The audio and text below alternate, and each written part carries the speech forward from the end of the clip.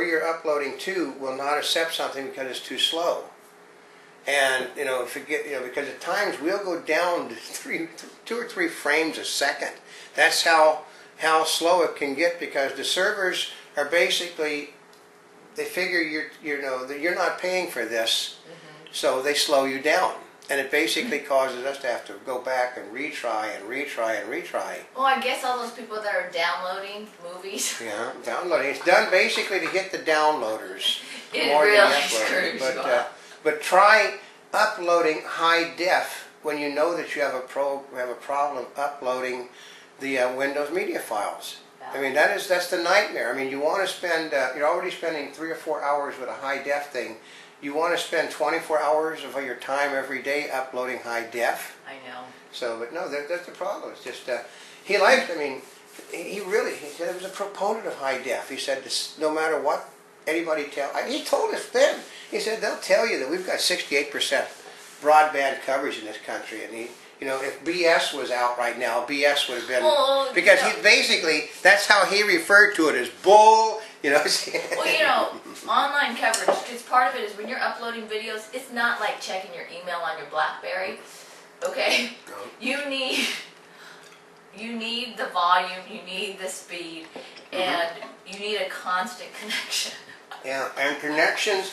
And it can make a difference, because if the video takes you half an hour to upload, yep, and you break connection, and then 2/3 of the way through or 3/4 of the way through, you got to start all over. You start all over again. I mean, I would hit 90% yesterday, and then it would stop. It would go to a crawl on the upload, and then it would have to be error, and you get error message after error message.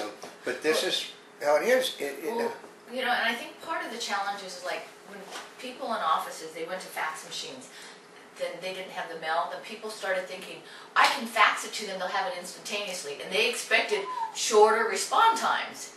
Well, guess what? Okay, does that mean they were in the office? Yeah, and also basically a lot of them were tied to their phone system, and people wouldn't there weren't splitters, so they wouldn't pick so what happened. And the problem is on a fax, which still exists, is you can show that the fax was received and it never was received. Nor sometimes was it received by the person who it was intended. Yeah. So what happens is then you'd have to fax it and then follow up to make sure you got to call and then do that. So which almost sounds really kind of crazy. And then of course the degradation of quality. So even like when we do press credentials, sometimes you have to fax it in. Sometimes because they want the paper, or sometimes you can email it. Sometimes they won't take attachments. Well, almost all. There will be a time within probably the next year or so when you're not able. I have considerably more virus software on my computers than Notaspringchick does have. We've got like 9, 10 computers, but mine have more because I'm on the internet. I do most of the uploading. I do the heavy stuff. The thing is that people can come backwards on you while you're uploading, so I have all my virus programs. My virus programs won't allow me to take attachments from anybody. Oh, see, you probably didn't know that either. Yeah, Which also means when you are sending sometimes email to people with attachments, they don't even get your email. Because you're presuming that they are. Because it's put automatically in the dump off. It shows that you sent it, but it doesn't show that it basically is not a return thing. It's just basically axed out simply because they're the programs. I mean, I can almost all of the popular software on it. Like we have also System Suite 8 with 9 is coming out. System Suite will not allow me to get anything from attachments from anybody. Well, and part of the challenge is that people don't think about. We struggle with this on a daily basis because we work on the computers all the time.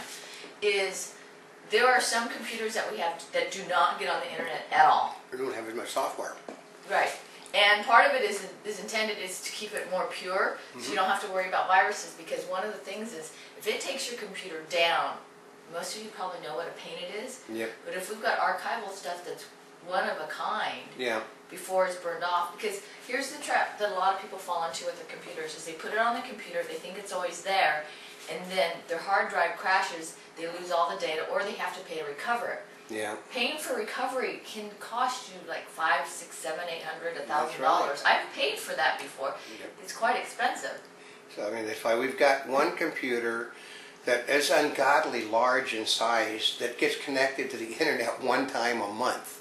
But here's the challenge on the internet, which also goes to your BlackBerry or your cell phone, is that little nasty little thing, yeah. I know. Well, it actually happened with those digital frames. Yep. Is that people came in. Now, part of it is if somebody wants to get into your system, it's kind of like your house. If somebody wants to get into your house. Anybody can break into anytime you want. I got a couple of nephews that basically could do that in about a second, but they're legitimate. They work for Fox. So. Yeah. So if they really want to get into your house, they're going to do it. Same thing with your computer, right? If they've identified your computer and want to get in. Because you don't give them easy ways to get in. Well, it's the same thing with that BlackBerry, yeah. Right? Because the challenge with the BlackBerry, iPhones, etc., is I'm not familiar with a lot of security systems. I don't think they work. I don't think the security systems are really designed for BlackBerry cell phones. They're picture frames. Now they're doing digital. Your internet. The big thing is all TV sets are going to be interconnected to the internet now. Right, which means by having your TV on, somebody that's good can backtrack from your TV into your system. Yeah. So you've got to keep them separate. Okay, because the way it works is, okay, every computer turned out, even the little netbook things, are now wireless enabled. And if you have a wireless, basically if your picture frame, your BlackBerry, your cell phone, your television can send something back to your computer. Well, for example, when we've been in press rooms, if people don't put the proper coding when they get onto the internet, although you probably still could anyway, you can actually access, maybe I shouldn't tell them this, yeah. But anybody's computer that's yeah, that you can ad hoc to other computers in the room that have internet. Yeah. It works. It works both directions. They can see what you're doing if they're paying attention, but you know exactly what they're doing. You can raid anybody in the press room. You can ad hoc to their computers.